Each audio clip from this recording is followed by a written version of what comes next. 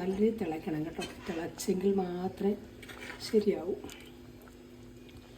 നല്ല രീതിയിൽ തിളച്ച് നല്ല 2-3 തിള തിളച്ച് ഒരു 5 മിനിറ്റ് തീ ഒന്ന് സ്ലോയിൽ വെച്ച് ഇറക്കിയ നമ്മുടെ മീൻകറി റെഡി. ഇങ്ങനെ ഒന്ന് വെച്ച് നോക്കണേ. മസാലക്കൂട്ടുകൾ മനസ്സിലായല്ലോ. കുരുമുളക്, വെളുത്തുള്ളി, പിന്നെ ഒരു ചുവന്നുള്ളി, പിന്നെ ഒരു തക്കാളിക്ക് കുടംപുളി ചേർക്കുന്നുണ്ട് കേട്ടോ. കുടംപുളി അതിനകത്ത് 2 കഷ്ണം ചേർക്കത്തുള്ളൂ. ഇതെല്ലാം കൂടെ നമ്മളൊന്ന് അരച്ച് കലക്കി അടുപ്പിൽ വെച്ച് തിളച്ചതിന് ശേഷം മീൻ പറക്കി ഇടുക. അതിലേക്ക് 2 കറിവേപ്പില ഇട്ട് കൊടുക്കുക. പച്ച വെളിച്ചെണ്ണ ഒഴിച്ച് കൊടുക്കുക. മസാലക്കൂട്ടിന് ആദ്യം പറഞ്ഞിട്ടുണ്ട് കേട്ടോ. ഇങ്ങനെ വെച്ച് നോക്ക്. നമുക്ക് ചക്കയും ചീനിയും ഒക്കെ തിന്നാൻ നല്ലതാണ്. ഈ മീൻ നല്ല ഇങ്ങനെ തന്നെ എടുത്ത് ഉടയാതെ തന്നെ എടുക്കാൻ പറ്റും കണ്ടോ.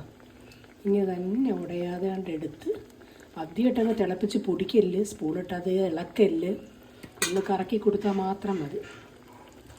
കണ്ടോ, ഇത് അടിപൊളി മീൻ കറി കേട്ടോ. ഇങ്ങനെയെന്ന് വെച്ചാൽ എനിക്ക് കൊച്ചുമീനോടാണ് ഭയങ്കര ഇഷ്ടം കേട്ടോ.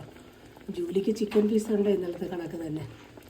ജൂലിക്കൊന്നും കൊടുക്കാൻ പറ്റില്ല. എന്നുവെച്ചാൽ അവൾക്ക് മുള്ളൊന്നും അധികം കഴിക്കാൻ പറ്റത്തില്ല. മുള്ളൊക്കെ കഴിച്ച് അവൾ അന്നേരെ അത് വാള് വെച്ച് കളയും. ഇതാണ് എൻ്റെ നൈസ് കറി. എങ്ങനെയുണ്ട്? കൊള്ളാമെങ്കിൽ ലൈക്ക് ചെയ്യണം, സപ്പോർട്ട് ചെയ്യണം. നിങ്ങളുടെ എല്ലാവിധമായ സപ്പോർട്ടും എനിക്ക് വേണം കേട്ടോ. കണ്ടോ എങ്ങനെയുണ്ട് കറി? ഇങ്ങനെ വെച്ച് നോക്കട്ടോ. വളരെ നിസ്സാരം, വളരെ എളുപ്പത്തിൽ കറി വയ്ക്കാം. മസാലക്കൂട്ടുകൾ വീണ്ടും പറയേണ്ട കാര്യമുണ്ടോ? മുളക് പൊടി, മല്ലിപ്പൊടി, മഞ്ഞൾപ്പൊടി, പച്ചുലുവ 2 വെളുത്തുള്ളി 2 കഷ്ണം, 1 കഷ്ണം ചുവന്നുള്ളി, കുറച്ച് കുരുമുളക്, 2 കറിവേപ്പില, ഇതെല്ലാം കൂടെ അരയ്ക്കുക. ഉപ്പൂടിട്ടങ്ങ് അരയ്ക്കുക. തക്കാളിക്കും ഇട്ടങ്ങ് അരയ്ക്കുക. അരച്ച് കലക്കി അടുപ്പിൽ വയ്ക്കുക. കറി തിളയ്ക്കുക. നമ്മൾ മീനിടുക.